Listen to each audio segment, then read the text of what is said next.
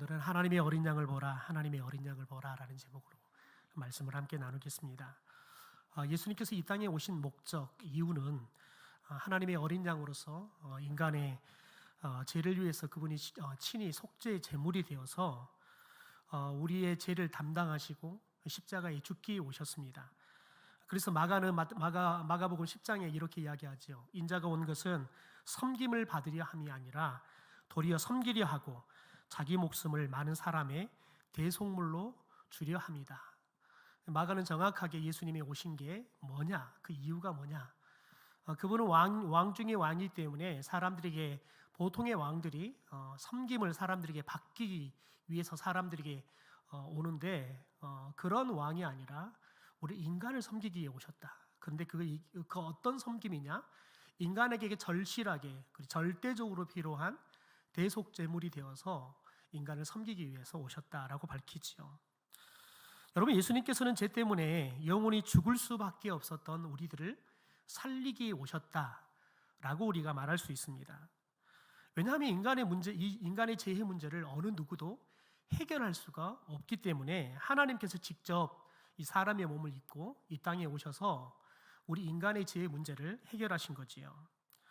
그래서 예수님의 죽음 하면 세상에서 수많은 사람들이 죽어가지만 그 죽음 가운데 의로운 죽음, 그리고 사람들을 감동시키는 죽음부터 시작해서 수많은 이후의 죽음이 있지만 예수님의 죽음이야말로 사람들에게 가장 존귀하고 그리고 하나님께 가장 영광스러운 죽음이셨다. 단지 예수님의 죽음이 단 3일간의 죽음이었지만 그 3일간의 죽음이 어떤 사람들의 수백 년의, 아니 수천 년의 죽음보다 예수님의 그 3일간의 죽음이 정말 어떻게 보면 가장 사람들에게 필요하고 그래서 가장 사람들에겐 존귀한 죽음이다. 그리고 우리들이 하나님께 가장 영광을 올려드릴 수 있는 죽음의 사건이다 라고 이야기하지요. 여러분, 특별히 예수님께서 우리의 죄를 위해서 그분이 죽으면서 우리에게 해결되어진 문제가 크게 두 가지가 있습니다. 하나는 우리는 죄인이어서 하나님 앞에 나갈 수가 없었습니다. 우리가 직접 하나님 앞에 기도할 수도 없었고 우리가 하나님을 직접 볼 수도 없었습니다. 우리 지난번에 이야기 나눌 때 유일하게 하나님의 뒷모습을 본 사람이 성경 안에 모세다라고 이야기를 했습니다. 그것조차도 모세를 살리기 위해서 하나님께서 모세를 감추어 두셨다가 하나님이 지나고 난 다음에 뒷모습을 보는 영광을 줬지요. 여러분, 그것만으로도 뒷모습만 보더라도 모세에게는 그가 하나님이 진짜 계신다는, 여러분, 그 영광을 그가 누릴 수 있었다는 거지요. 그런데 예수 그리스도의 죽음을 통해서 저와 여러분이 이제는 하나님 앞에 직접 나가서 그것도 아버지라고, 우리가 아버지라고, 나의 아버지라고 부를 수 있게 됐다는 거지요.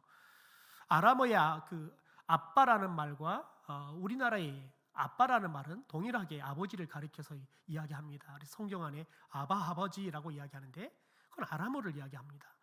그런데 우리들이 하나님을, 우리가 죄로 인해서 하나님 원수가 되었는데 이제 하나님을 아버지라고 부르면서 우리가 하나님 앞에 가까이 갈 수 있는 그런 은혜를 입었다는 거지요. 또 하나는 여러분, 죄의 속박으로부터 우리가 자유케 되었다는 거예요.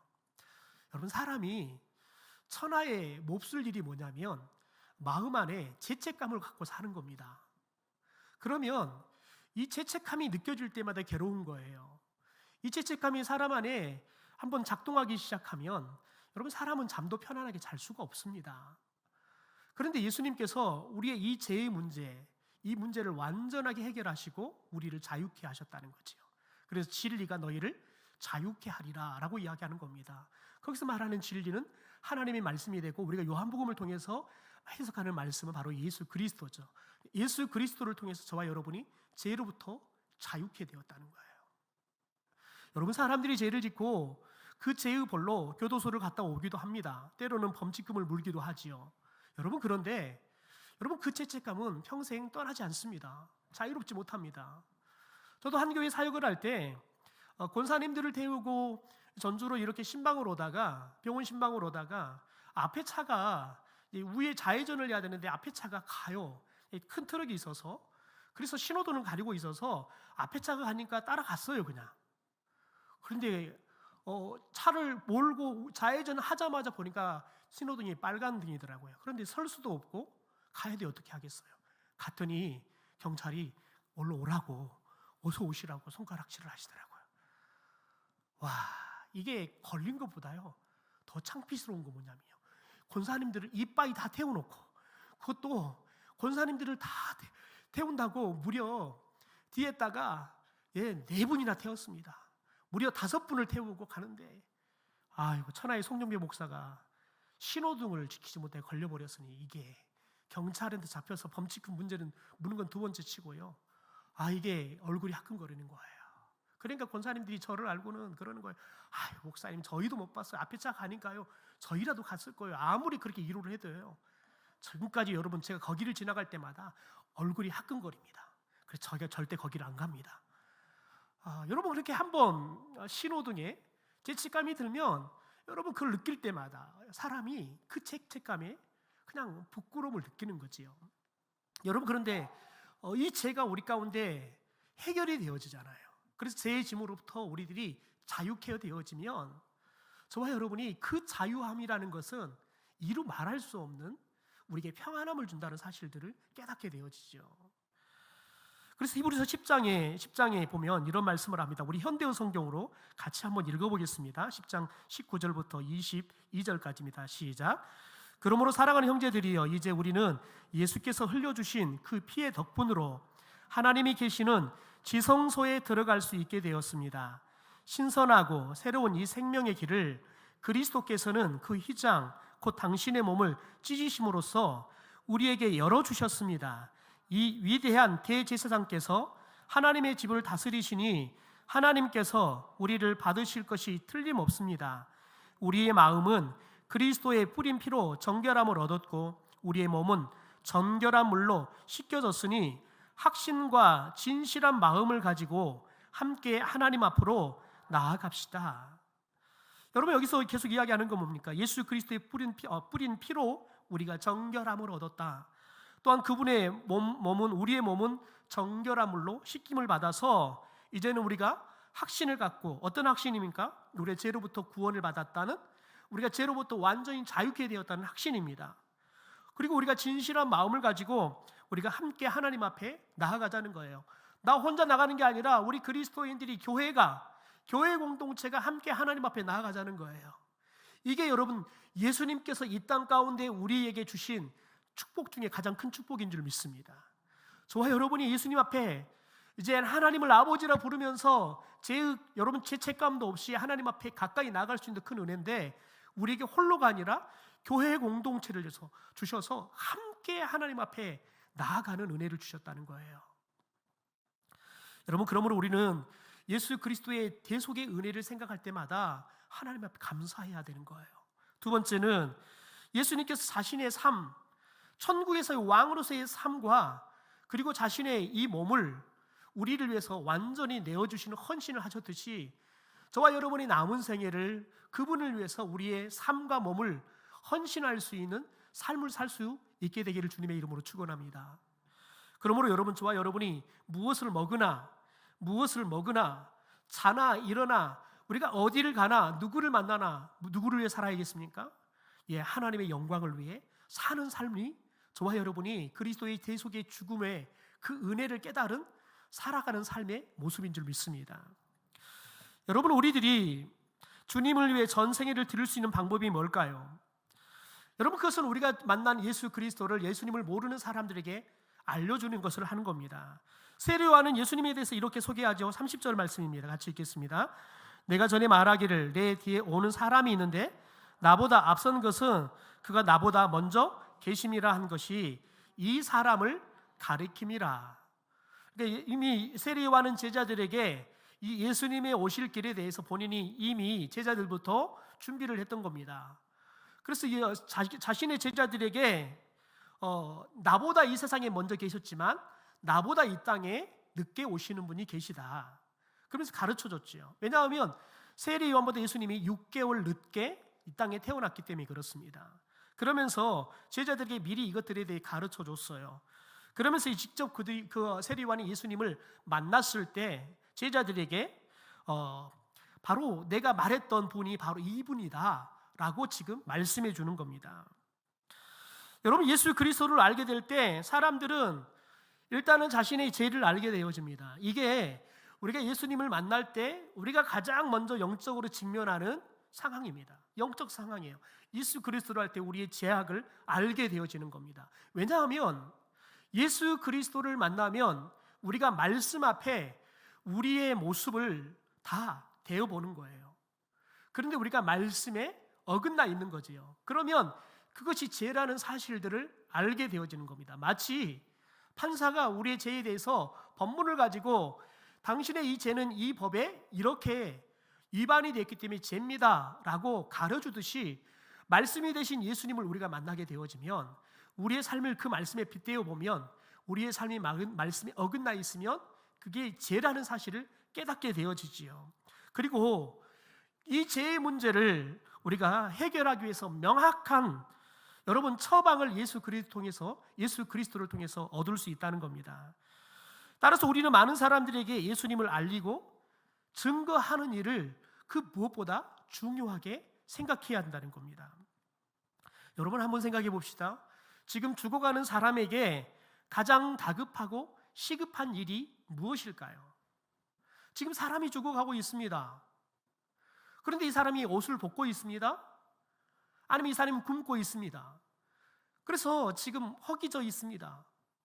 그런데 여러분, 지금 죽어가는 이 사람에게 필요한 게 옷을 입혀주는 것입니까? 아니면 먹을 것을 주는 것이 먼저입니까?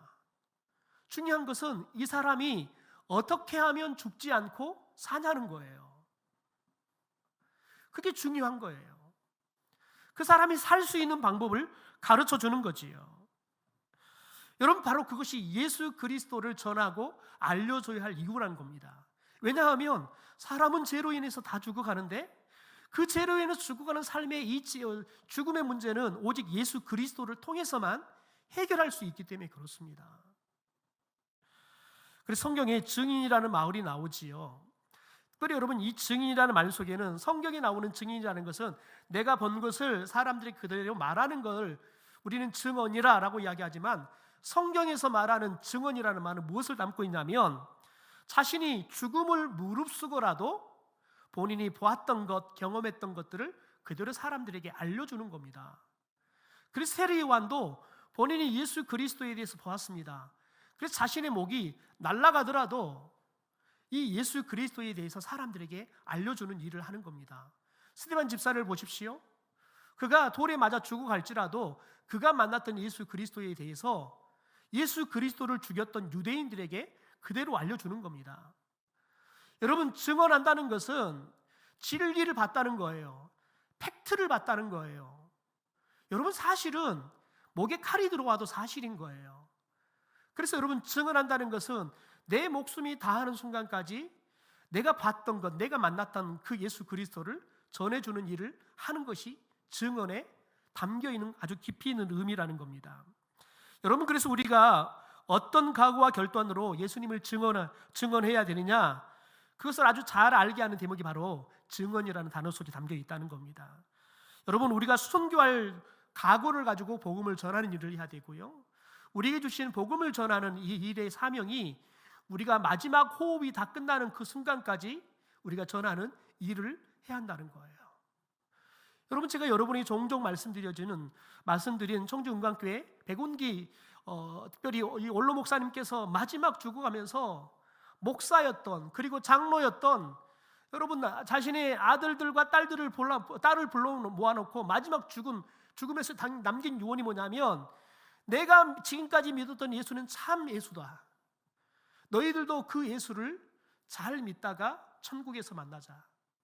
여러분, 목사에게, 그 목사인 아들들에게, 그리고 교회 장로인 딸에게 마지막 아버지가 죽고 가면서 그분이 마지막으로 남긴 유언, 그리고 손녀들에게 마지막 한 주간을 병상에서 보내면서 오는 아이들마다 마지막 유언으로 남긴 말이 뭐냐면, 내가 믿었던 예수가 참 예수였다는 거예요. 너희들도 그 예수 그리스도를 잘 믿다 천국에서 만나자.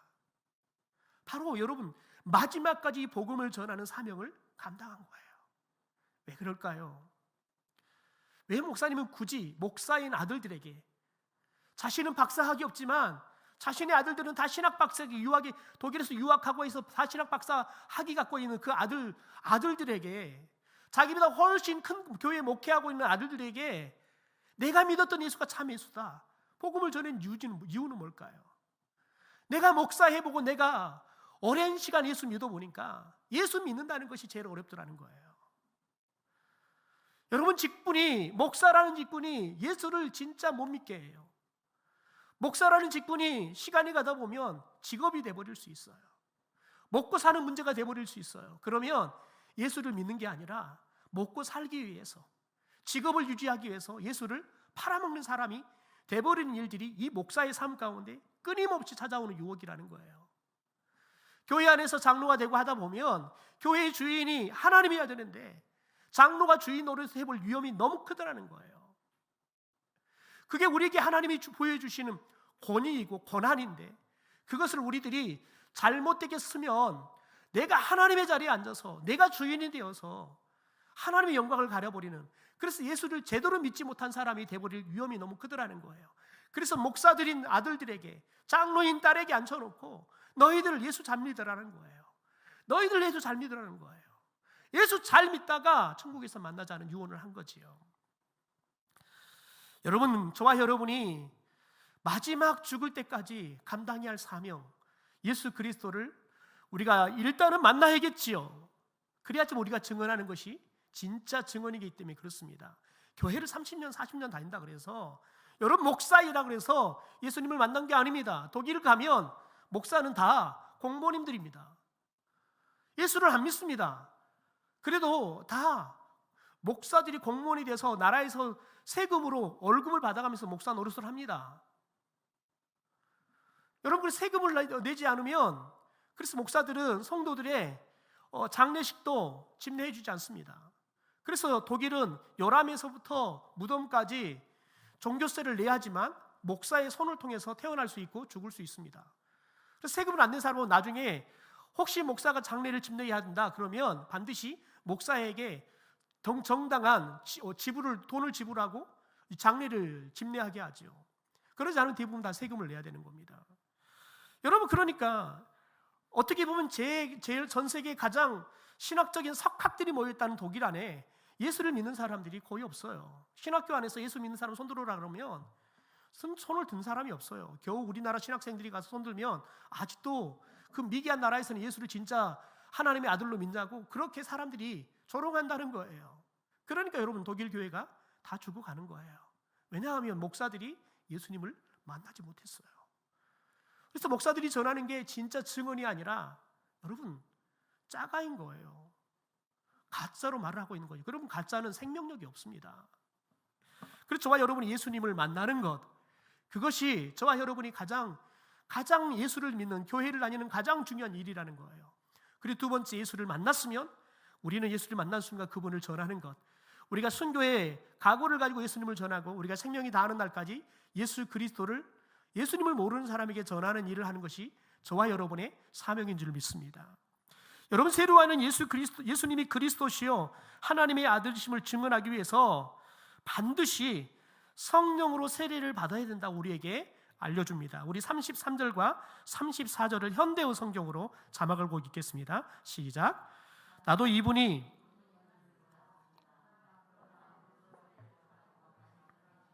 이렇게 말씀하셨습니다. 성령이 내려가서 어떤 사람에게 머무는 것을 보거든 그가 바로 성령으로 세례를 주실 분인 줄 알라. 나는 그 일이 이분에게서 일어난 것을 보았습니다. 그래서 나는 이분이 하나님의 아들이라고 증거하는 것입니다. 여러분, 우리 이 말씀을 특별히 누가복음에 쓰면 이 말씀을 좀 봤으면 좋겠는데요. 누가복음 4장 1절과 2절 좀 보여줄까요? 같이 읽겠습니다. 시작. 예수께서 성령의 충만함을 입어 요단강에서 돌아오사 광야에서 40일 동안 성령에게 이끌리시며 마귀에게 시험을 받으시더라. 이 모든 날에 아무것도 잡수시지 아니하시니 날수가 다함에 줄이신지라. 여러분, 1절의 말씀을 보면 예수님께서 성령의 충만함을 입어 요단강에서 돌아오셨다, 이 말이 뭐냐면 예수님께서 세례 요한에게 이 요단강에서 세례를 받으셨습니다. 그런데 예수님이 세례를 받는 순간 하늘에서 비둘기 같은 형상을 한 성령께서 예수님 위에 내려오시지요. 그리고 예수님이 세례를 받고 요단강에서 올라왔을 때 하나님께서 이는 내 사랑하는, 내가 기뻐하는 아들이다, 하나님의 음성이 들리지요. 여러분, 세례 요한은 이미 그에게 물 세례를 베풀라라는 사명을 주셨던 이 하나님으로부터 미리 예고를 받았습니다. 어느 날 누군가에게 성령이 내려와서 머물면 그 사람이 너는 물로 세례를 베풀지만 그분은 사람들에게 성령으로 세례를 베풀 뿐인 것을 알아라라고 이야기를 하는 거지요. 그래서 자신은 하나님이 예고해 준 대로 예수님께서 자신이 세례를 베풀 때 성령께서 하늘에서 내려와서 예수님이 임하고 동시에 하나님의 음성이 내가 사랑하고 내가 기뻐하는 내 아들이다 들려주시는 음성을 통해서 진짜 이분이 하나님의 아들이라는 사실을 알았습니다. 그전에는 이 세례 요한도 예수님은 나사렛 촌 구석에서 아버지를 대를 이어서 목수 일을 하는 그냥 촌 사람이라는 것, 그 정도 알았겠지요. 그러나 하나님의 예고하신 대로 성령이 그에게 머무는 걸 보고 동시에 하나님께서 내 사랑하는 아들이다, 기뻐하는 자다 라고 말씀해 준 걸 듣고 하나님이 아들인 줄 알았다는 거예요. 여러분, 그런데 중요한 게 있습니다. 여러분, 세례 요한이 베푸는 물 세례는 회개에 초점이 맞춰져 있다면 예수 그리스도의 불 세례는, 성령 세례는 저와 여러분이 거듭나는 거예요.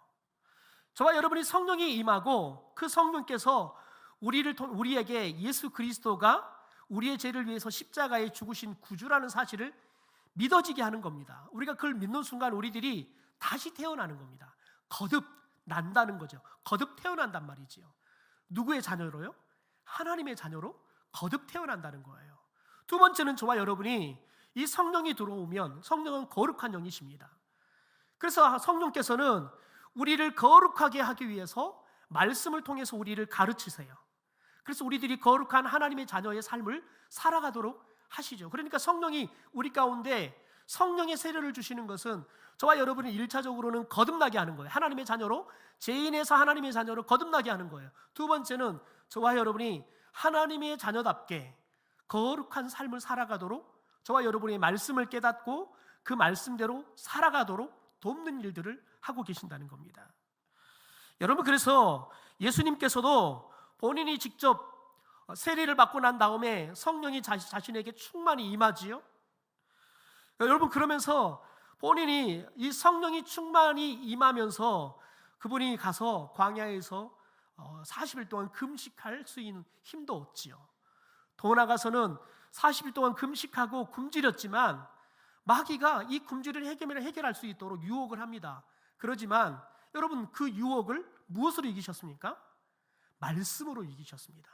예수님 안에 계시는 성령께서 예수 그리스도에게 그때그때마다 하나님의 말씀이 기록된 이 구약 성경의 말씀이 여러분 기억이 나게 하고 그 말씀을 통해서 성령께서 시험을 이기게 하신 거지요. 그래서 예수님이 승천하시면서 제자들에게 당부했던 게 뭡니까? 내가 너희들에게 성령을 보내줄 건데 성령이 너희들에게 와서 성령 세례를 베풀 때까지 너희들이 이 예루살렘 떠나지 말아라. 그래서 내가 보낸 성령이 너희에게 오면 너희들이 권능을 받게 될 것이다. 그러면 그때부터 너희들이 나가서 이 예수 그리스도를 전하는 일을 하라고 가르치시죠. 여러분, 그래서 예수님께서 처음 공생애를 시작하실 때, 갈릴리 공생애를 시작하실 때 어떻게 말씀이 기록되는 걸 좀 봐볼까요? 누가복음 4장 14절 15절입니다. 같이 읽겠습니다. 예수께서 성령의 능력으로 갈릴리에 돌아가시니 그 소문이 사방에 퍼졌고 친히 그 여러 해당에서 가르치심에 무사람에게 칭송을 받으시더라. 요즘 보십시오. 예수님이 성령의 능력으로, 여러분, 성령의 능력으로 그가 충만해지니까 갈릴리에 가는 거예요. 그리고 갈릴리 가서 사방으로 돌아다니면서 하나님의 나라의 복음을 전하는 거지요. 해당에서 가르치는 일을 하고요. 또한 더 나아가서는 뭇사람들에게 칭송을 받았다. 다시 말해서 뭇사람들로부터 예수 그리스도를 믿는 놀라운 역사들이 나타나더라는 거예요. 여러분, 그래서 예수님께서 제자들에게 그래서 사도행전 1장 8절에서 그렇게 이야기하는 겁니다. 이게 여러분 세례 요한이 우리에게 예수 그리스도를 통해서 보여주는 하나님의 나라의 백성들이 살아갈 삶의 원리, 하나님의 나라의 백성들이 해야 할 사명은 어떻게 해야 되느냐, 그 원리를 가르쳐 주는 거지요. 여러분, 우리 사도행전 1장 8절의 말씀을 다시 한번 우리 이번엔 선포했으면 좋겠습니다. 같이 읽겠습니다. 시작. 오직 성령이 너희에게 임하시면 너희가 권능을 받고 예루살렘과 온 유대와 사마리아와 땅끝까지 이르러 내 증인이 되리라. 아멘. 여러분, 그래서 우리는 선사도 흠모할 만한 귀한 사명, 예수 그리스도를 세상에 증거하고 알리는 이 일, 이것을 저와 여러분이 맡은 사명자인 줄 믿습니다. 하나님께서는 우리를 이 일의 적임자로 선택하셨어요. 그리고 부리고 세워주셨다는 거예요. 하지만 우리는 이 일을 감당할 만한 능력도 자격도 없습니다. 우리는 전적인 무능자예요. 왜냐하면 죄인이기 때문에 그렇습니다. 그러기에 여러분, 우리가 죽음을 무릅쓰고 예수님을 증거하기 위해서는 성령이 우리 안에 오셔야 돼요. 그래서 그분이 우리에게 성령을 보내주시는 거예요. 성령이 오셔서 성령으로 우리가 성령 세례를 받을 때 성령의 권능이 우리 안에 임하는 거지요. 그럴 때 여러분, 성령의 권능으로만 우리가 이 일을 하는 거예요. 그러니까 여러분, 우리가 복음을 전하는 일은 우리의 생각으로, 우리의 지식으로 가능해지는 게 아니라요, 우리 안에 성령이 강력하게 역사하시며 성령의 능력이 나타날 때만 이 일이 가능한 줄 믿습니다. 그래 여러분, 때로는 우리가 전도합시다 그러면 아이고 제가 예수님에 대해서 아는 게 없어가지고요, 사람들이 물어보면 할 말이 없어요. 이 말이 맞아요? 틀려요? 여러분, 전도는 지식으로 해요? 뭘로 하는 겁니까? 성령의 능력으로 하는 거예요. 성령의 능력으로 하는 거예요.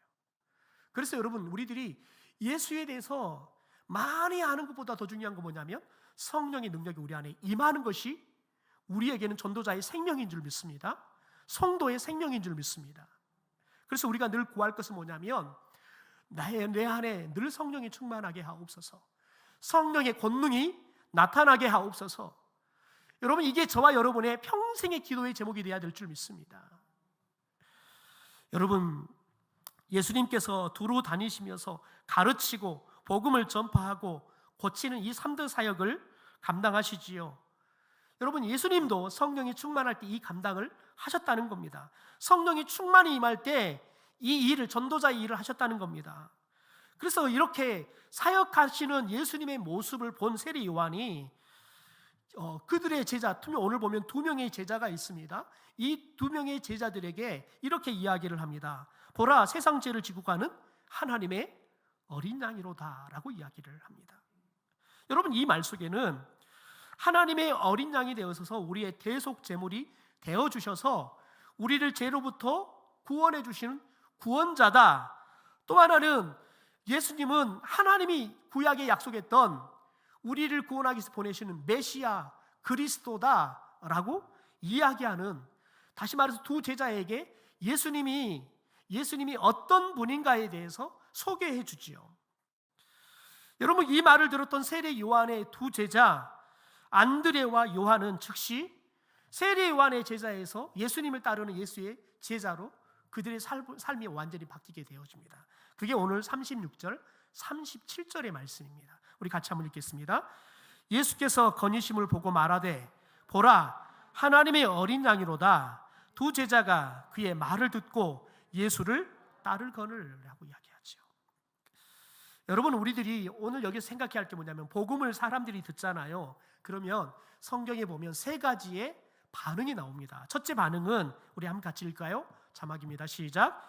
예수님을 만나고 그의 입에서 나오는 말씀을 들으며 그 행하시는 일들을 보고서도 깨닫지 못하는 사람들입니다.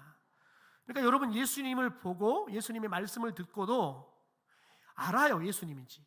그런데 깨닫지 못하는 사람들이 있다는 거예요. 주로 여러분 성경에 보면 이방인들보다 유대인들이 많았습니다. 그냥 평범한 유대인들보다는 대제사장, 서기관, 바리새인들, 종교 지도자들이 대부분 그런 사람들이었습니다. 여러분, 그들은 자기들에게 오신 예수님을 알아보지 못하고 도리어 뭐라고 말하냐면 귀신이 들렸다. 여러분, 심지어 예수님의 어머니 형제들도 예수님이 귀신이 들렸다고 사람들이 소문이 나니까요, 예수님을 잡으러 왔어요. 예수님이 귀신이 들렸다고 잡으러 왔어요. 그때 예수님이 아주 유명한 말씀을 남기죠. 누가 내 형제냐? 하나님의, 여러분, 내 뜻대로 행하는 사람만이 얘 내 형제라는 거예요. 여러분, 이 사람들은 예수님이 귀신 들려서 저런다는 거예요. 심지어 귀신의 왕인 바알세부를 힘입어서 귀신을 쫓아내는 일을 하고 있다, 신성을 모독하는 이야기들을 하고 있습니다. 여러분, 오늘날도 예수 그리스도를 믿고 우리들이 증거하면 이런 일들이 우리에게 수없이 일어나는 걸 봅니다. 사람들이 제정신이 아니라고 그래요. 우리들이 교회를 조금만 다니기만 하면 뭐라고 말하냐면 교회에 미쳐가지고 저렇게 다닌다고 그래요. 사람들이요, 교회에 미쳤다. 여러분, 그게 예수님을 보면서 귀신이 들려 미쳐서 저런다 말하고 똑같은 말이에요. 여러분, 사람들은요, 예수님을 모르면 사람들을 보면 야, 저게 미치지 않고서는 어떻게 저렇게 하냐. 특별히 여러분, 유럽이나 미국 교회에 목사들이 한국 교회 이야기를 듣고 대부분 한국 오잖아요. 그러면 절대 그 사실을 믿지 못해요. 그리고 나서 한국 교회를 보고는요, 여러분, 상상을 초월한 한국 교회의 그 신앙의 열심들을 보면 여러분, 그들이 뭐라고 말하면 미쳤다고 그래요. 한국 교회 목사들보다 미쳤다 그래요. 왜냐하면 미국 교회 목사들은 새벽 예배도 없어요. 이사를 드려도 가서 이사 예배를 드리지 않아요. 가면 모임에 여러분 간단히 그냥 기도하고 같이 교제해요. 근데 우리는 예배를 드리고도 남녀 선교회 모이면 또 예배를 드리고 있어요. 우리 당에도 마찬가지, 예배를 드리고 나면 당에 모이면 또 예배를 드리고 있어요. 그래서 저는 될 수 있으면 예배 끝나고 나면 당에는 예배를 안 드리려고 해요. 우리는 마치 예배가 모든 모임에 그냥 여는 순서처럼 생각해요. 여러분, 예배하는 건 참 좋은 일이에요. 그런데 중요한 건 뭐냐면 우리가 그렇게 예배를 중독자들처럼 드리는데 진짜 우리가 하나님이 원하시는 신령과 진정으로 예배하냐는 거예요. 제가 한 번은 권사회가 자꾸 와서 설교를 해달라 그래서 제가 한 번은 그것을 제대로 가르치기 위해서 설교를 길게 했어요. 보통 10분 설교를 하는데 그날은 30분 설교를 했어요. 그랬더니 권사님들이 자꾸 뭘 볼까요? 네, 시계를 자꾸 보고 있는 거예요. 회장님은 지금 얼굴이 울그락 부르고 난리가 아닌 거예요.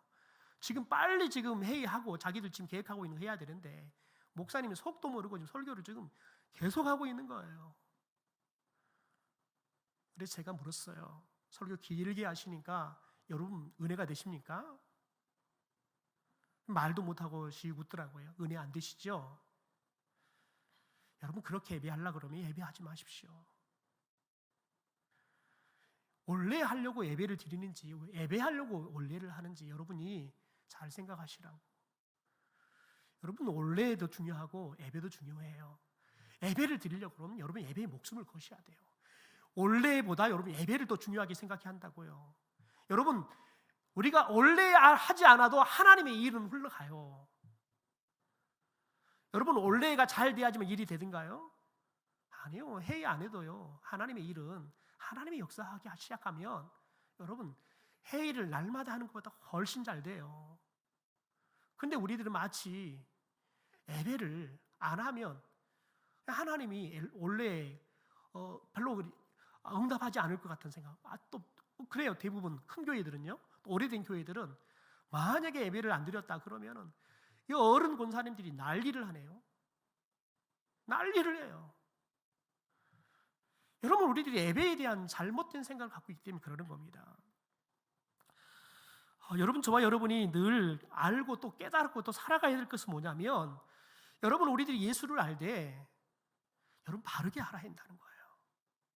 두 번째, 어떤 사람들이 반응을 보일까요? 같이 읽어보죠. 시작. 예수님의 말씀을 듣고 깨닫기는 하지만 결단을 내리지 못한 사람들입니다. 여러분, 왜 결단을 내리지 못할까요? 요한복음 9장의 말씀을 보면 태어날 때부터 소경이 됐던, 시각 장애를 가졌던 아이를 예수님께서 치료해 주게 되어집니다. 그러니까 이 부모에게 따집니다. 유대 지도자들이. 그랬더니 부모님들이 뭐라고 말하는지 한번 볼까요? 22절부터 3절 말씀 같이 한번 읽어보겠습니다. 시작. 그 부모가 이렇게 말한 것은 이미 유대인들이 누구든지 예수를 그리스도로 시인하는 자는 출교하기로 결의하였으므로 그들을 무소함이로라. 이러므로 그 부모가 말하기를 그가 장성하였으니 그에게 물어보소서 하였더라. 그러니까 만약에 알아요. 예수님이 자기 아들을 치료해줘서 태어날 때부터 시각장애를 갖고 살았던 비참했던 아들이 앞을 보게 되어서 정상이 된 기쁨을 예수님 때문에 얻었다는 걸 알아요. 그런데 이미 예수를 믿고 특별히 예수님이 구주입니다, 메시아입니다, 그리스도입니다 이렇게 시인을 하면 해당해서 출교하는 조치를 취한다고 유대교에서 공포를 내놨어요. 사람들이 무서워서 나도 이 유대교에서 출교도 할까봐, 해당에 출교될까봐 그게 무서워서 부모님이 뭐라고 답했냐면 다 큰 아들이니까 직접 물어보라는 거예요. 무서워서요. 내가 말하면 나한테 손해될 거니까 같으니까 말을 못하는 거예요. 여러분, 많은 사람들이 예수를 믿기 전에 두려운 게 뭐냐면 제사의 문제, 술, 담배의 문제지요. 여러분, 왜 제사를 못할까요? 제사를 못 끊을까요? 내 집안에 있는 사람들로부터 손가락질을 받을 것 같으니까요. 또 어떤 사람은 그래요. 괜히 내가 조상신 섬기다가 예수 믿는다고 조상신 버렸다고 또 조상신한테 벌 받을까 봐 못 버리겠다는 거예요. 그래서 두 가지 신을 다 붙잡고 있는 거예요. 교회도 다니고 제사도 드리고. 또 어떤 사람은 여러분 술을 끊으면 내가 직장에서 이제 같이 사회생활하는 게 어려움을 당할 것 같아요. 여러분, 어려움을 당할 수 있습니다. 저는 가서 군생활하면서 자꾸 고참이 근무할 때마다 심심하니까 찬송 유행가 불러라는 거예요. 근데 저는 늦게 예수를 믿으면서, 고등학교 예수를 믿으면서 하나님이 저에게 방언으로 찬양의 은사를 주셨어요. 이게 찬양의 기쁨이 너무 커서 저는 하나님 평생 찬송만 하고 살겠습니다, 이 결단을 했어요. 그래서 안 불렀어요. 그랬더니 6개월 동안을요, 근무할 때마다 꼬라박았어요. 여러분, 머리 박고요 6개월 동안 근무를 섰어요. 하루에 8시간씩 꼬라박고 여러분 근무를 섰어요. 그러니까 여러분이 여기에가 믿음이요 떡이 돼갖고 생겨나요. 이제 죽으니까요. 여러분, 그러니까 6개월 건들고는요, 저 독종이라고 건들지도 않아요. 그때부터는 알아서요, 주일날 교회 갈 시간에는 근무도 안 세워져요. 알아서 그냥 해요.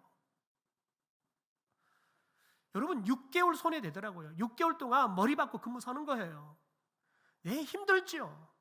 때로는 제가 그래도 안 부리니까요, 제 위에 고참들을 후임을 어떻게 교육시켰냐고 여러분 정강이를 걷어 사는 거예요. 미안하죠. 여러분, 그런 6개월 동안 나 때문에 많은 사람이 힘들었죠. 6개월이 지나고 나니까요, 많은 사람들이 행복해져요.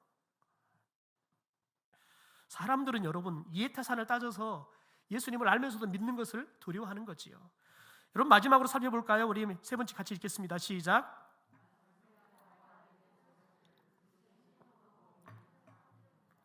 예, 그렇습니다. 바로 하나님은 이런 사람들을 들어서 하나님의 나라를 확장해 가시는 거지요. 오늘 말씀에 보면 여러분 오늘 말씀에 보면 안드레, 요한, 여러분 그리고 안드레를 통해서 베드로가 복음을 듣습니다. 요한을 통해서 야고보가 복음을 듣지요. 여러분, 이렇게 예수님의 부르심에 바로 순종하는 사람, 예수님을 만나자마자, 예수님을 알게 되자마자 세례 요한처럼 제자들이 자신의 제자의 자리를 버려버리고 예수님의 제자가 될지라도 이 제자들에게 예수님을 알려주는 거예요. 여러분, 사람들이 따르다가 다른 사람을 따라보세요. 자존심이 엄청 상해요. 그런데 여러분, 세례 요한은 사람들에게 한호성을 받았어요. 400년 동안 하나님의 말씀이 없다가 이 세례 요한을 통해서 하나님의 말씀이 들리기 시작하니까요, 사람들이 열광하는 거예요. 그러니까 여러분, 세례 요한이 엘리야냐 선지자냐 여러분 그렇게 물어보는 거예요. 사람들이 그렇게 오해할 만큼. 그런데 그렇게 사람들이 자기를 따르다가 예수님을 알려주면 이 사람들이 다 예수님을 따를 제자가 되는 거예요.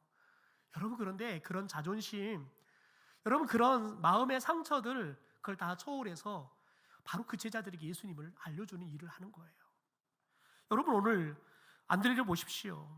안드레가 여러분 예수님을 만나자마자 누구에게 갔습니까? 41절에 보니까요, 먼저 자기 형제 시몬을 찾아가서 말했대요.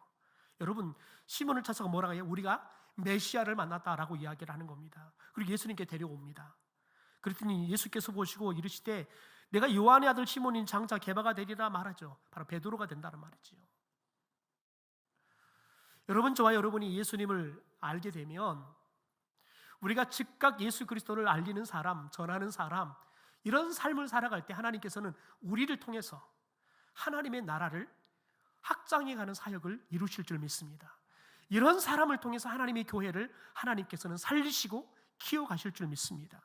그러므로 여러분, 저와 여러분이 오직 예수 그리스도, 그분이 우리를 위해서 세상 죄를 지고 가시는 하나님의 어린 양이다, 하나님의 어린 양을 봐라 라고 증언할 수 있는 여러분 증언자의 삶, 전도자의 삶을 저와 여러분이 살 수 있게 되기를 주님의 이름으로 축원합니다.